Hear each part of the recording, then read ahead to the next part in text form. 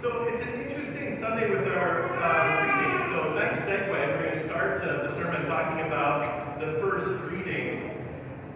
When we get the texts assigned, these texts were assigned, I don't know, maybe 50 years ago. So they didn't really have the new copy of the New York Times or understand what was going on in Hollywood or who knows what might be going on when these readings were assigned. And what makes our readings for today particularly curious is that the Old Testament reading that we have is not one that we would typically read. And in fact, it's familiar to me almost more from my Sunday school years as a kid than it is from the regular lectionary cycle. Because these 3 years that we're in right now, during the summer months, we are doing the semi-continuous readings instead of the regular lectionary readings. And so it's the regular lectionary, but it's a different set. So we're going to hear several stories about David going forward. So last week, if you were here, we had David and Goliath. Today, we hear a powerful poem, song by David about the loss of someone dear to him. And the language, as was pointed out in the children's sermon, is kind of curious. The language talks about a love of David for Jonathan that is beyond the love for a woman. And scholars have kind of wrestled because this isn't the only reference like this that describes the relationship between Jonathan and David. And in fact, what's additionally curious is this issue of love for another person is never referenced in regards to David and any of his wives, curiously. Only in relationship to Jonathan. Now, the language, I think, is kind of striking for us, and I think ought to raise certain questions. It sounds like most scholars sense that it's difficult for us to take our 2024 concerns and project them into the Old Testament in that fashion. But what I would say is that it is an expression and the use of the word love that we typically don't use and are uncomfortable with. And I think that that is some of the power of David's relationship with Jonathan. It could be said, and I think rightfully and fairly, to say that his relationship with Jonathan was the most important relationship of his entire life. And it is expressed using the word love. That's not something that we typically do when we are discussing relationships between two warrior guys. That's not the kind of language we use, and yet David does. We need to remember the context here. There is a king, it is Saul. There had been a prayer from the people of Israel to God saying, we want to have a king like all of the other cool kids. And God said, you don't want a king, it's going to end badly. And they said, but we really want one. And so they got one, and then it was really bad, like God said that it would be. And in the story that we have for today, Jonathan, who is known as a mighty warrior, is slain in battle along with his father, King Saul. And David is lamenting this devastating loss that he has. When we think about these issues of love and who is close to God, who is allowed to be close to God, the gospel text that we have for today is a powerful passage as well. And I want to point out that it's a lengthy passage from the Gospel of Mark. And that's strange because there is nothing lengthy about the Gospel of Mark in any way, shape, or form. Usually things happen quickly. Everything, even in this story, is happening immediately. Mark's favorite word. But I want to start with this story where we left off with last week's reading. We're in a boat, right? We had a storm. Jesus is landing, and suddenly there are people greeting him. They see the ship coming, right?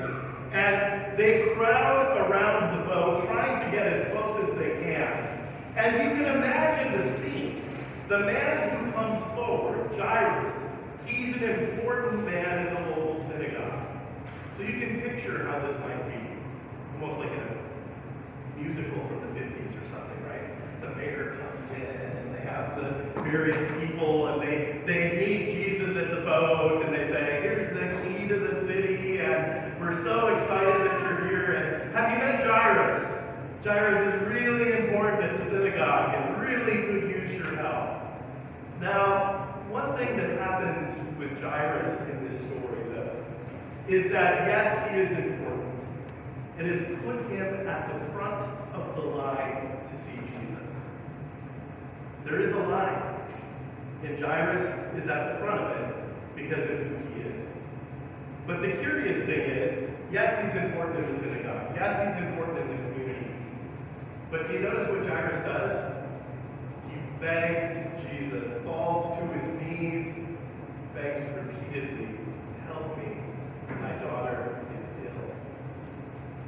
When I wear my clerical collar at the hospital, people notice me as I move through the hospital spaces. When I wear my clerical collar at Lucille Packard Children's Hospital, it stops traffic. It's a whole different thing. And if you have had kids with serious illnesses, you know what that is like. There is a desperation to what needs to happen that supersedes almost anything. Jairus is in that spot. He probably in that moment couldn't give you directions to the synagogue because he's consumed with concern for his daughter. Jesus says, yes, absolutely, we'll go to your house. Where is it? Starts to follow him. And then we get this strange story inserted in the middle of this account.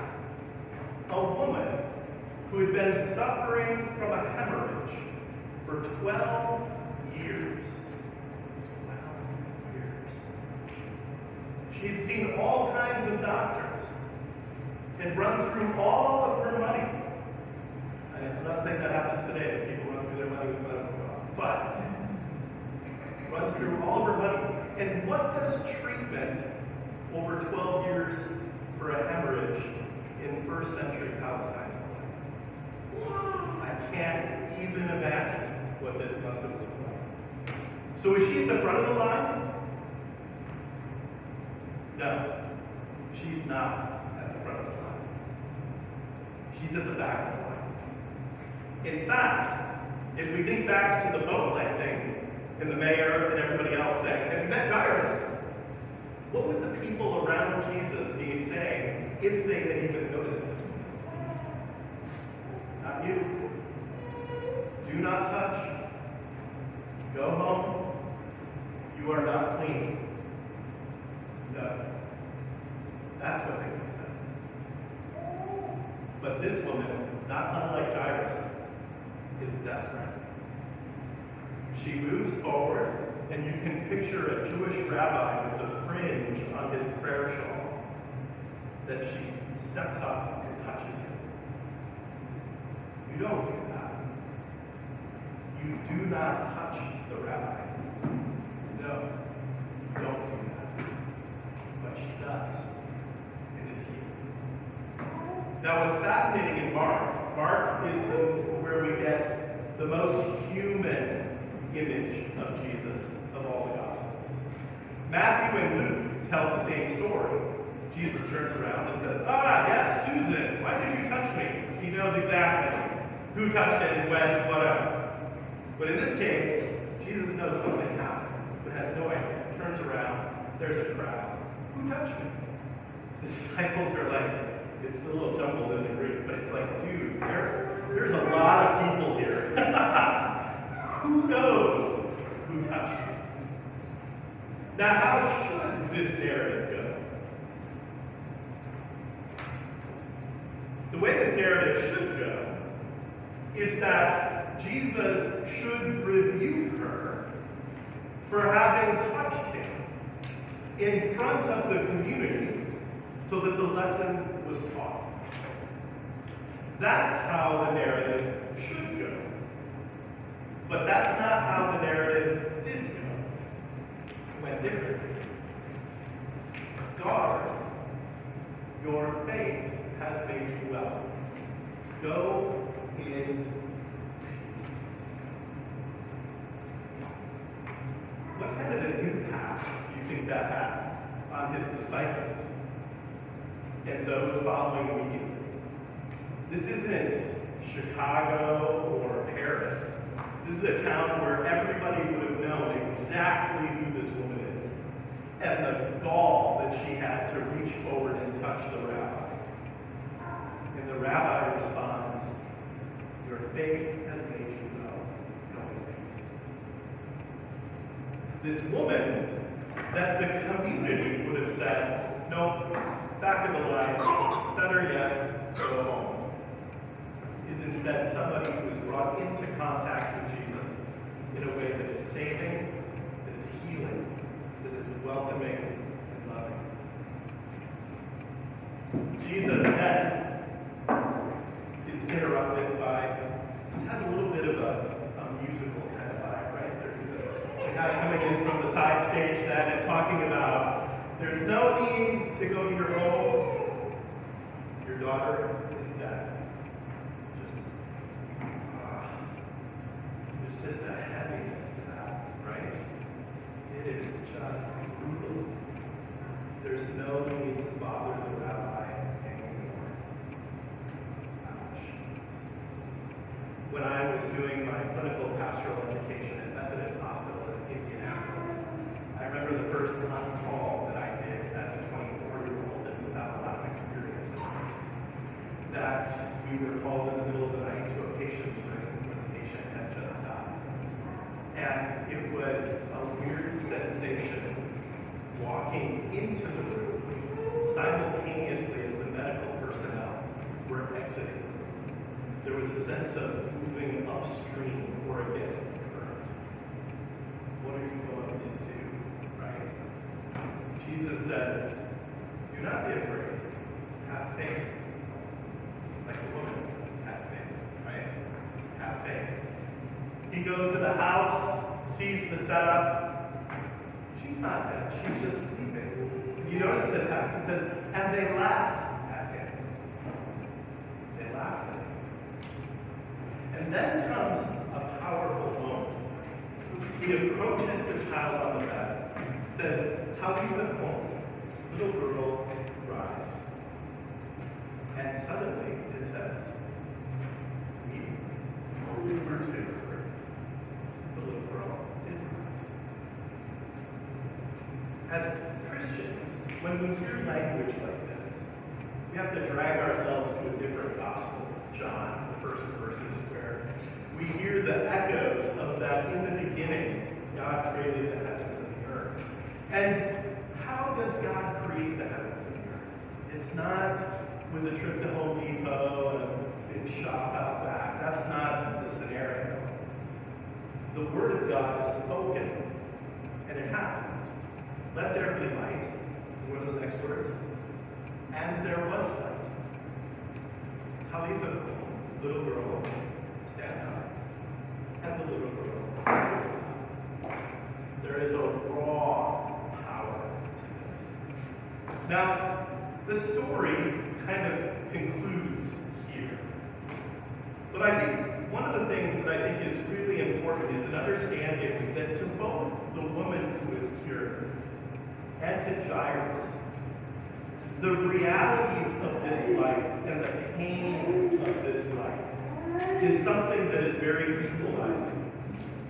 And within the community, which could be us, there are some people who are put forward, and there are some who are put back. Now, in the life of the church throughout history, there have been any number of people that the church has said, you know, you really should not be at the front of the line. You should be at the back of the line, or better yet, maybe not even in the building.